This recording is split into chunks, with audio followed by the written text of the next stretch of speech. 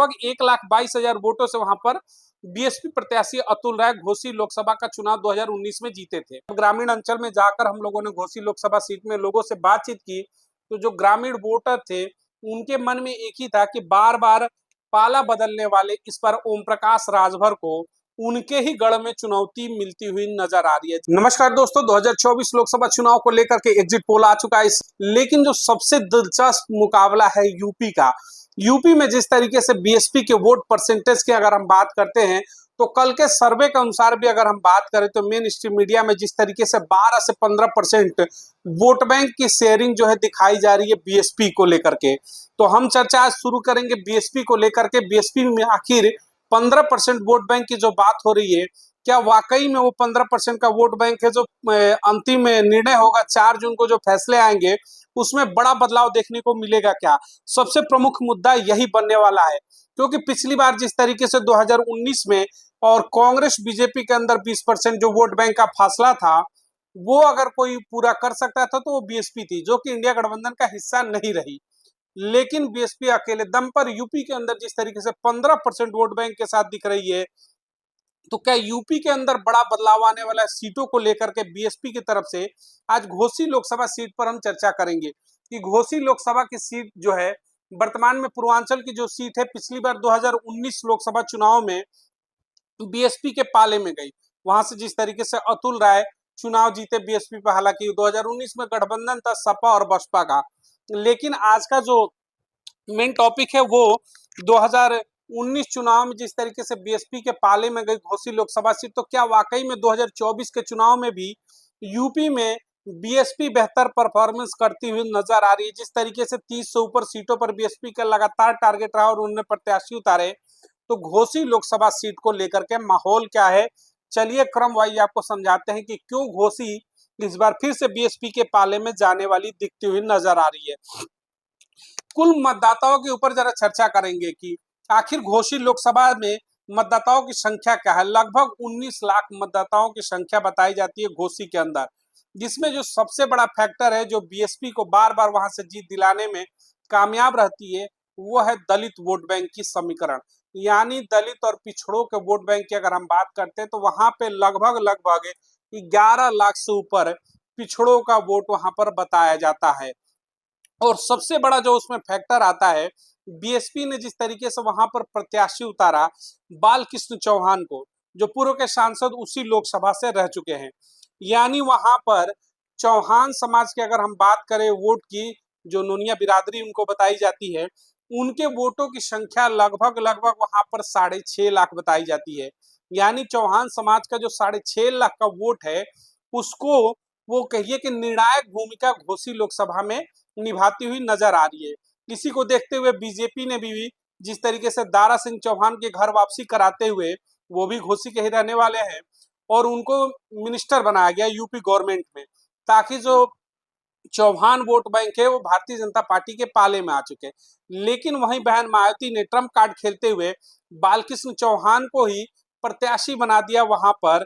चौहान समाज से वो भी आते हैं, तो इस तरीके से भारतीय जनता पार्टी जो वोट बैंक के लिए दारा सिंह चौहान के चेहरे को लेकर के आई, वो फ्लॉप साबित हो रही है।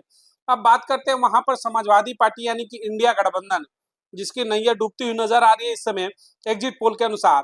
उसने वहां पर समाजवादी पार्टी के प्रत्याशी राजीव राय को उतारा, लेकिन वहां पर निर्णायक भूमिका जो है पिछड़े और दलितों की है। उसके बाद भारतीय जनता पार्टी के गठबंधन में वो सीट जाने की वजह से ओम प्रकाश राजभर के बेटे वहां पर प्रत्याशी बने। जी हाँ, सुहलदेव समाज पार्टी के राष्ट्रीय अध्यक्ष, उनके बेटे को वहां से प्रत्याशी बनाया गया। यानी जो घोसी की लड़ाई है वो त्रिकोणीय हो चुकी है। एक तरफ से बीएसपी ने जब वहां पर सबसे बड़े वोट बैंक चौहान समाज से आते हैं बालकृष्ण चौहान को प्रत्याशी बनाया, वहीं समाजवादी पार्टी ने जिस तरीके से सवर्ण कार्ड खेलते हुए वहां पर राजीव राय को मुस्लिम यादव और भूमियार ब्राह्मण वोटों के समीकरण से राजीव राय को प्रत्याशी बनाया, वहीं भारतीय जनता पार्टी गठबंधन के हिस्से से ओम प्रकाश राजभर के बेटे वहां पर प्रत्याशी हैं इस समय। लेकिन अब सबसे बड़ी जो चुनौती आती है, जिस तरीके से लगातार हम लोगों ने एक हफ्ते से ऊपर घोसी लोकसभा सीट में लोगों से बात किया, उनके बीच में सर्वे किया, उसको लेकर के सामने जो नतीजे आते हैं कि जो बड़ा फैक्टर है, यानी लगभग 6 साढ़े 6 लाख वोटर जो वहां पर चौहान समाज के हैं, उनके मूवमेंट के हिसाब से ही वहां का सीट निर्णय होता है कि किसके पाले में जाएगी। 2019 में जब अतुल राय वहां से चुनाव जीते थे तो लगभग उनको 6.25 लाख वोट उनको मिले थे। वहीं उनके निकट प्रतिद्वंदी जो थे भारतीय जनता पार्टी के, उनको लगभग 4.5 लाख के वोट मिले थे। लगभग 1,22,000 वोटों से वहां पर बीएसपी प्रत्याशी अतुल राय घोसी लोकसभा का चुनाव 2019 में जीते थे। उसी आंकड़े को अगर हम लोग देखते हैं यहाँ पर, और चौहान समाज का वोट बीएसपी पाने में अपने प्रत्याशी को उतारने के बाद कामयाब हो जाती है। जिस तरीके से चौहान समाज से बालकृष्ण चौहान आते हैं, पूर्व के सांसद रह चुके हैं, अच्छी पकड़ बनाई जा रही है। और पूरे चुनाव के दौरान अपने समाज के अंदर लगातार जिस तरीके से उनकी मीटिंगें चली, समाज को लेकर के खासे जिस तरीके से उनकी बैठकें हुई उनके समाज के अंदर, ये चीजें देखते हुए कहीं ना कहीं इस बार जो घोसी लोकसभा की सीट है वो त्रिकोणीय मुकाबले में दिखती हुई नजर आ रही है। लेकिन उस त्रिकोणीय मुकाबले की अगर हम बात करते हैं तो उसमें वोट बैंक के समीकरण के आधार पर घोसी में बीएसपी इस समय सबसे मजबूत स्थिति में नजर आ रही है, क्योंकि वहां पर जिस तरीके से उसके प्रत्याशी के समाज के वोट है, वही हम बात करते हैं समाजवादी पार्टी की, तो यादव और मुस्लिम बाहुल्यता नहीं है, उतने ही वोट हैं कि अगर उसमें बैकवर्ड बिरादरियां वोट करे तभी सीटें निकलने की संभावना है। वही भारतीय जनता पार्टी के प्रत्याशी जो है गठबंधन के, वो भी पिछड़े समाज से आते हैं, राजभर समाज से आते हैं। यानी कि मामला त्रिकोणीय है, लेकिन वोट बैंक के समीकरण में अभी भी बीएसपी वहां पर आगे चलती हुई नजर आ रही है। तो इस तरीके से घोसी की जो सीट है इस समय, यूपी के अगर हम 80 सीटों की बात करें, जिस तरीके से हर रोज अलग अलग सीटों को लेकर के लगातार सर्वे जारी है, उसमें घोसी सीट जिस तरीके से बीएसपी के खाते में जाती हुई फिर से 2019 के बाद 2024 में इस समय नजर आती हुई दिख रही है। उसके पीछे के अगर हम समीकरण की बात करते हैं तो घोसी में जिस तरीके से यूपी की अगर हम बात करें तो इकलौती बीएसपी की विधानसभा की सीट 2022 में घोसी से ही निकली थी। यानी कि घोसी लोकसभा के अंतर्गत आने वाला जो विधानसभा रसड़ा है, वहां से बीएसपी के इकलौते विधायक चुने गए थे। इसका भी असर वहां पर अच्छा खासा देखने को मिल सकता है। उस क्षेत्र में जिस तरीके से उनका अपना एक वोट बैंक का उनका समीकरण है, ठाकुर समाज के वोट बैंक की बात कर ले या फिर तमाम अन्य वर्गों की अगर बात कर ले, तो बीएसपी विधायक की वहां पर पकड़ बताई जाती है।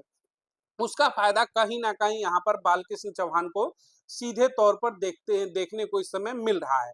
वहीं अगर हम बात करते हैं राजभर समाज की, तो ओम प्रकाश राजभर का जिस तरीके से 2022 विधानसभा चुनाव में बीजेपी का खुलकर के विरोध किया गया और समाजवादी पार्टी के गठबंधन में थे, उसके बाद ठीक चुनाव से पहले 2024 वो दोबारा भाजपा में वापसी किए, इसको लेकर के भी लोगों में खासी नाराजगी देखने को मिली। जब ग्रामीण अंचल में जाकर हम लोगों ने घोसी लोकसभा सीट में लोगों से बातचीत की, तो जो ग्रामीण वोटर थे उनके मन में एक ही था कि बार बार पाला बदलने वाले इस बार ओम प्रकाश राजभर को उनके ही गढ़ में चुनौती मिलती हुई नजर आ रही है। जी हाँ, जहां जिस तरीके से रसड़ा में रहने वाले बताए जाते हैं, तो घोसी की जनता कहती है कि इस बार पाला बदलने वालों के साथ यहाँ की जनता जाने को तैयार नहीं है, क्योंकि वहां पर उनको बड़ी चुनौती उनके ही समाज के राजभर समाज से जिस तरीके से लोग टूट करके समाजवादी पार्टी में जा रहे हैं, तो कहीं ना कहीं ये अंदरूनी तरीके से राजभर समाज को बड़ा डेंट देते हुए नजर आ रहे हैं। और इस डेंट का अगर किसी को फायदा मिल रहा है तो पिछड़े समाज से आने वाले वहां पर बालकृष्ण चौहान को मिलेगा। यानी कि सीट जो है वो पिछड़ों की है। पिछड़े जब भी वहां से चुनकर गए तो लगभग लगभग पिछड़े समाज के लोग ही वहां से सांसद बनकर गए हैं। तो गठबंधन के प्रत्याशी सवर्ण समाज से आते हैं तो उनकी स्थिति वहां इस समय बेहतर नहीं दिख रही है। वहीं राजभर को लेकर के अलग विरोध है। तो इन तमाम चीजों का अगर आकलन को मिलाए तो वहां पर घोसी लोकसभा की जो सीट है उसमें इस समय बालकृष्ण चौहान बेहतर कंडीशन में नजर आ रहे हैं। और यूपी में अगर हम बात करें तो बीएसपी का खाता खुलते हुए सबसे पहले घोसी ही नजर आ रहा है। इसके बाद तमाम और भी सीटें हैं। जिस तरीके से घोसी के बगल की अगर हम बात करें लालगंज सीट की, लालगंज में भी जिस तरीके से इंदु चौधरी बीएसपी के प्रत्याशी लगातार बेहतर वहां पर लड़ाई खड़ी करती हुई नजर आ रही है, पढ़ी लिखी तेज तरार, पूरे चुनाव में एक अलग ही मूवमेंट में वो नजर आई।